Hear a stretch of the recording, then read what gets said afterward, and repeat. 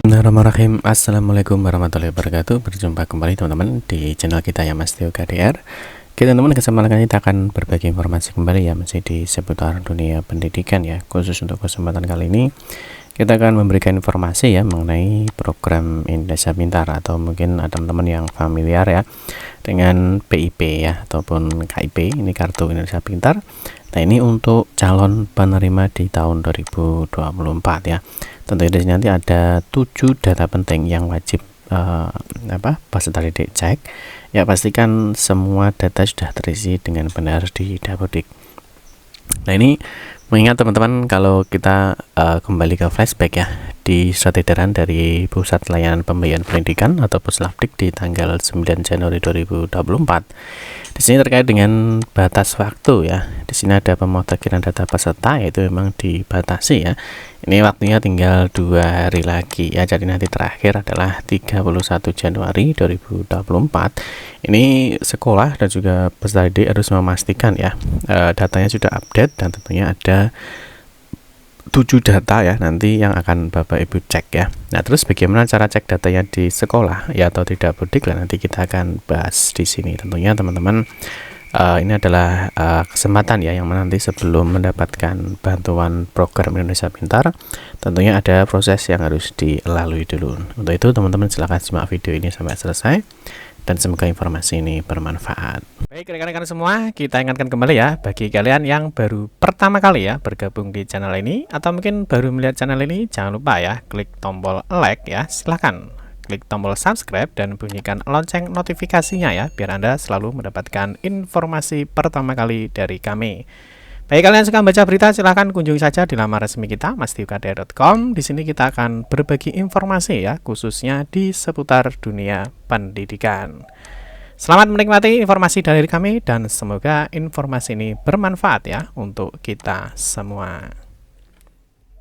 Oke, langsung saja kita lanjutkan ya. Jadi ada 7 data penting ya, atau data utama ini yang harus di cross check ya oleh siswa ataupun sekolah, tentunya untuk memastikan sebelum sebagai penerima PIP ya. Di sini nanti ada calon penerima PIP. Nah, itu tentunya harus melakukan update data dan mengecek 7 data penting ini.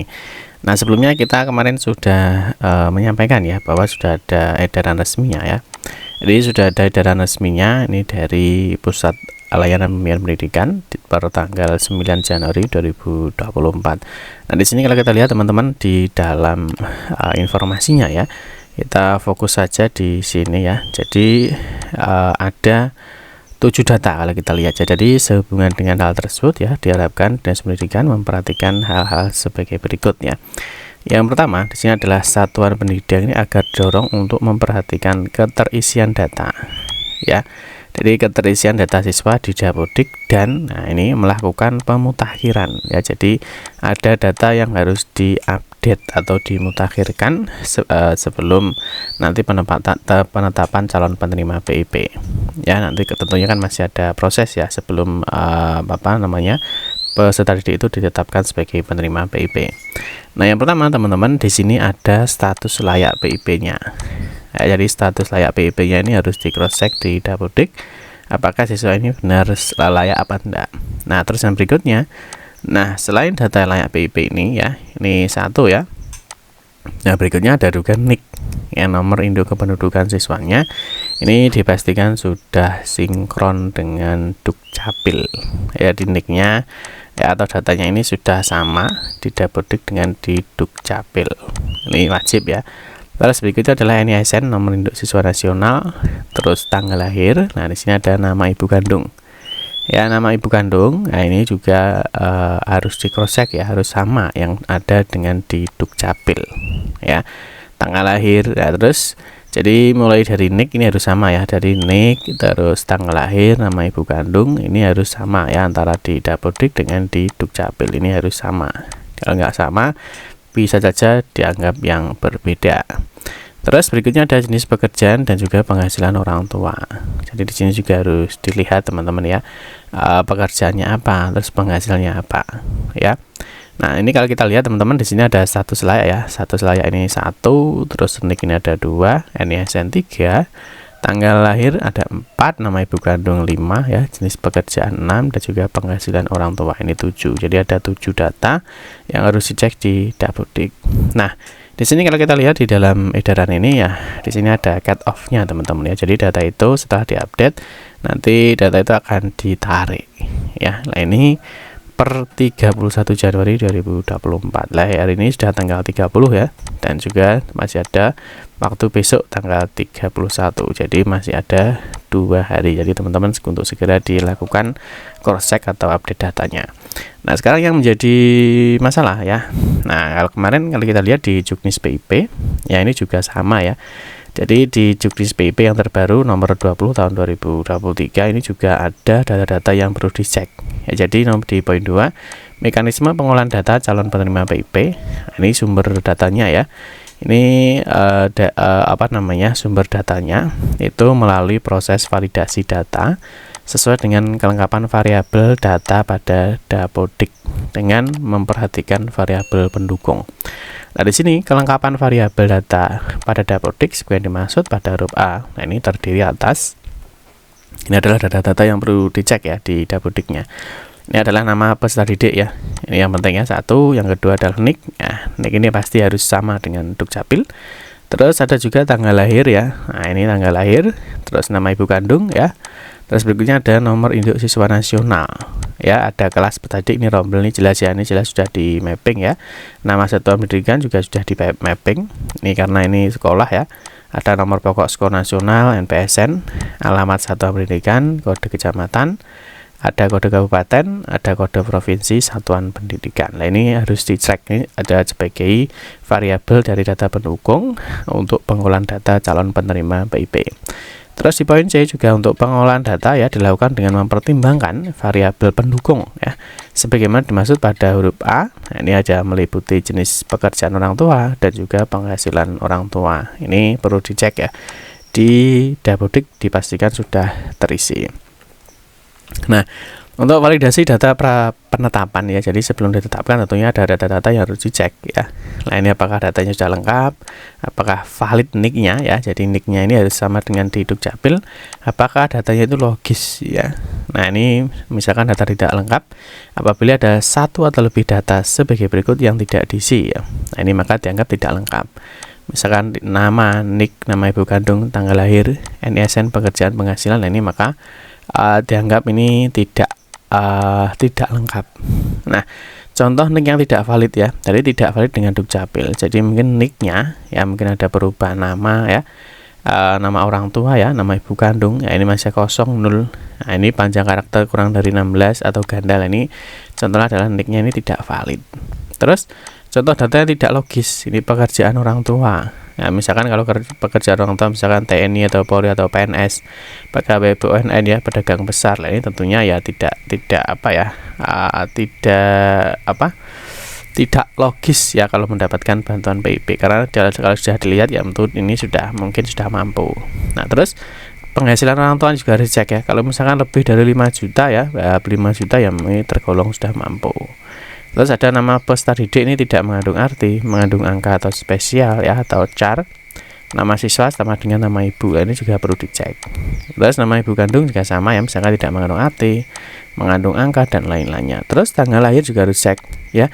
Jadi usia sekolah ya yang bisa mendapatkan bantuan PIP itu kan nih 6 sampai 21 tahun. Ini juga harus dicek. NISN-nya ya panjang karakter ya, kurang lebih harus sama dengan 10 karakter.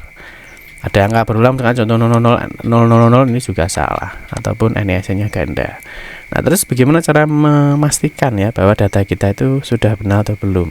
Nah, di sini sebenarnya ada perbaikan data ya, misalkan ada kesalahan data. Jadi untuk sekolah itu bisa masuk di Verval PD ya. Ini untuk sekolah. Terus untuk siswa ya, perbaikan data PD ya, atau peserta didik oleh orang tua. Jadi misalkan ada kesalahan data, orang tua itu bisa melakukan cross check data atau pembetulan melalui nisn.data.kemdikbud.go.id ya. Ini sudah pernah kita bahas di video kita sebelumnya ya, bagaimana cara perbaikan data secara mandiri ya. Jadi secara mandiri, jadi oleh pengajuan oleh siswanya. Atau kalau yang ini adalah oleh dari sekolah. Misalkan ada kesalahan data yang memang sudah diketahui dan harus di cross check itu ya. Terus bagaimana cara kita mengecek datanya ya? Nah, tentunya ada koordinasi ya, ini nanti tentunya ada koordinasi. Nah, koordinasi antara siswa ya, koordinasi antara sekolah dengan sekolah. Jadi tentunya sekolah siswa misalkan mau bertanya apakah data saya itu sudah benar atau belum, sudah sesuai atau belum. Ini koordinasi siswa bisa koordinasi dengan sekolah ya, mungkin bisa di cross check-kan datanya. Nah, yang pertama di sekolah itu ada namanya data pokok pendidikan ya, ada data pokok pendidikan atau disingkat Dapodik. Ini yang mungkin ada yang sudah tahu ya, di sini ada Dapodik. Nah, di dalam Dapodik ini tentunya ada entitas atau ada data peserta didik ya. Nah, di peserta didik ini nanti bisa dicek ya, misalkan namanya siapa, misalkan ya namanya si A, si B, si C. Nah, ini untuk memastikan apakah dia itu datanya sudah valid atau belum. Nah, ini bisa dicek ya. Nah, nanti diedit ya, di sini ada edit peserta didik. Nah, yang perlu dipastikan adalah di sini ya, bagi calon penerima PIP apakah siswa itu ya sebagai penerima KPS, PKH ya, KKS ya, kan banyak ya.